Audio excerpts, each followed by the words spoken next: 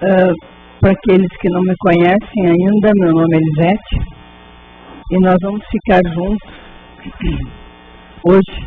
Então, hoje nós vamos conversar sobre um capítulo do Evangelho segundo o Espiritismo, que é um capítulo que deu a base para a doutrina espírita. Isso aí aconteceu no momento já próximo ao fim do Cristo, próximo ao momento em que ele seria preso. Foi naquilo que nós chamamos de a última ceia, que ele reúne os apóstolos e ali ele começa já a prepará-los para um momento que ele sabia que ia acontecer e para a despedida.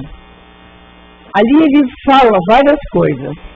Entre elas, ele diz assim: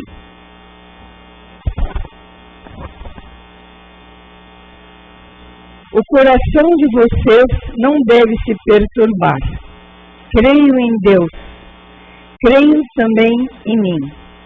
Há muitas moradas na casa do meu Pai. Pois se não fosse assim, eu já teria dito a vocês: eu me vou para preparar um lugar. E após ter ido e preparado o lugar, eu voltarei para convidá-los a ficar comigo, a fim de que lá onde eu estiver, vocês também possam estar. Isso está no Evangelho de João, o capítulo 14, de 11 a 3. Bem, gente, há muitas moradas na casa do meu Pai. Isso ele nos disse há 2000 anos atrás. Nós não tínhamos conhecimento nenhum sobre astrofísica. Nós não conhecíamos a astronomia. Conhecíamos, sim, rudimentarmente.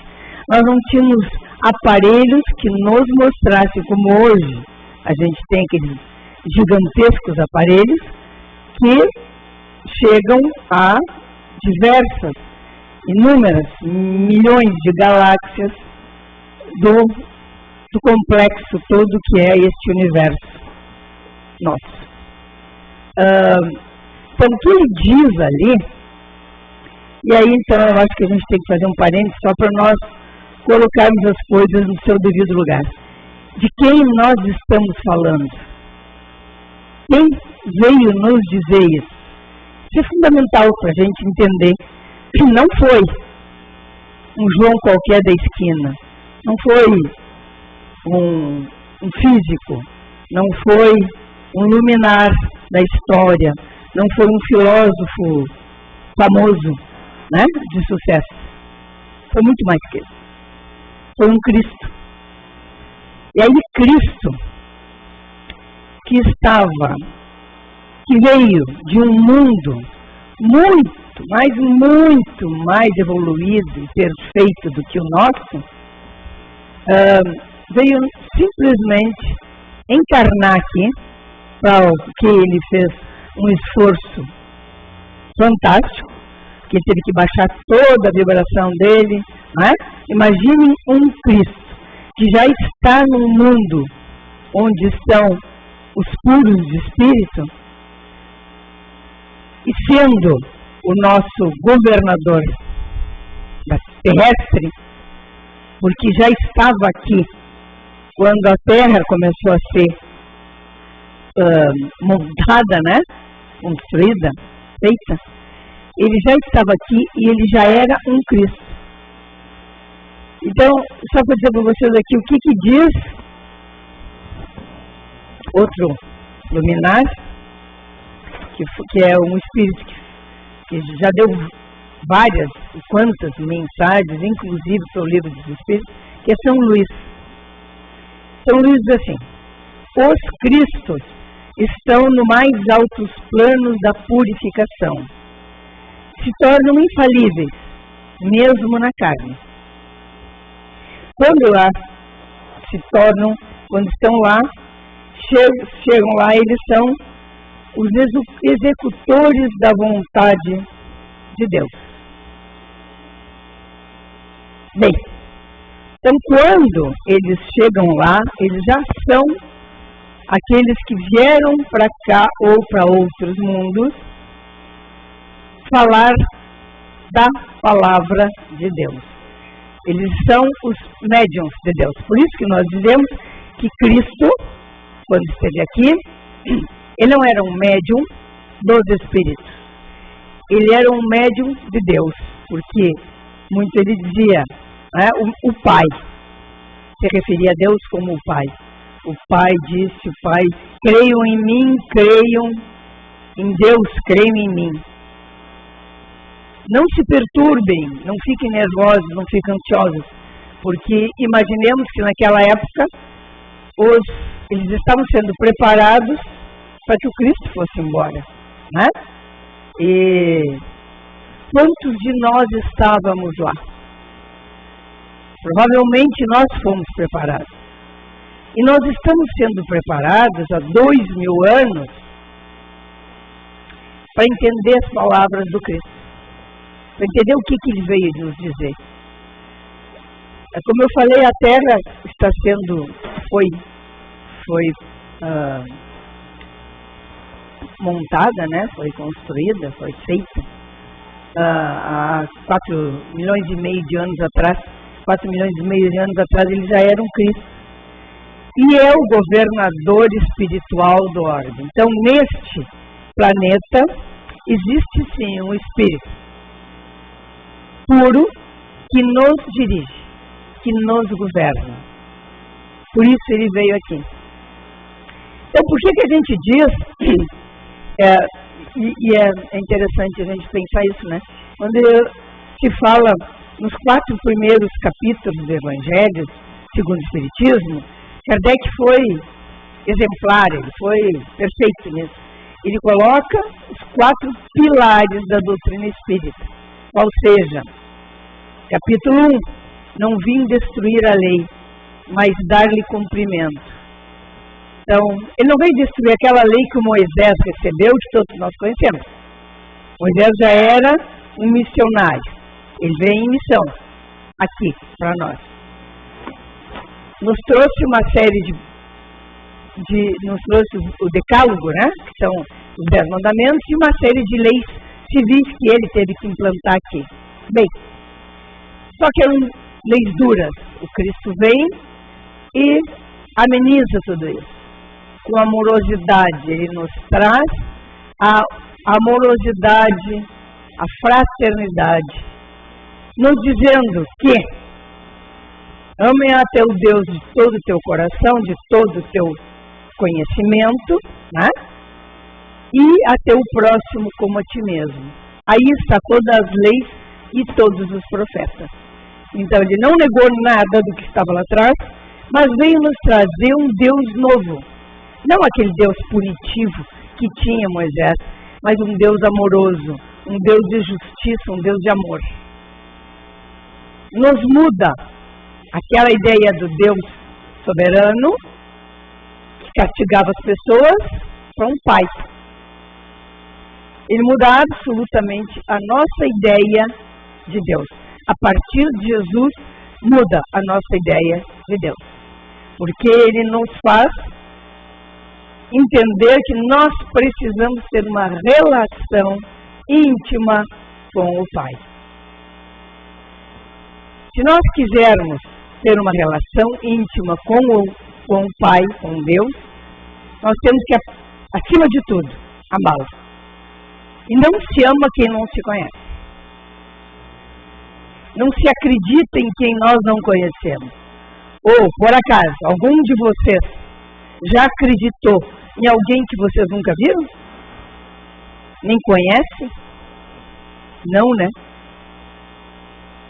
Então, nós estamos neste processo do reconhecimento, do conhecimento deste Pai amoroso que o Cristo vem nos trazer. E aí, no capítulo 2, ele vem nos dizer, meu reino não é deste mundo. Veio nos dizer que talvez nós estivéssemos lá fazendo assim, né? Para que fosse salvo o ladrão, o Barrabás, e o Cristo fosse crucificado. Quando ele disse para Pilatos, meu reino não é deste mundo, de que reino ele estava falando? Efetivamente, como o espírito extremamente evoluído que ele era, avançado, ele não era daqui. Se nós raciocinarmos friamente, aquele que veio aqui fez tudo o que ele fez e foi embora e se deixou crucificar, e na hora da crucificação ainda diz, Pai, perdoa-os, eles não sabem o que fazem. Ele estava numa outra história, num outro reino, num outro patamar. Ele veio nos falar de que o reino dele é esse que São Luís fala, né? Os planos mais altos, nas esferas mais puras. Ele já veio de lá, era o mundo dele, era o reino dele. De qualquer forma, ele também o aborda, e nós podemos entender também dessa forma, que ele veio nos dizer que o reino dele não era desse mundo, porque ele não era um cara materialista. Ele era um cara espiritualizado. O que ele veio nos dizer? Atentem para isso. Atentem para aquilo que vocês adoram.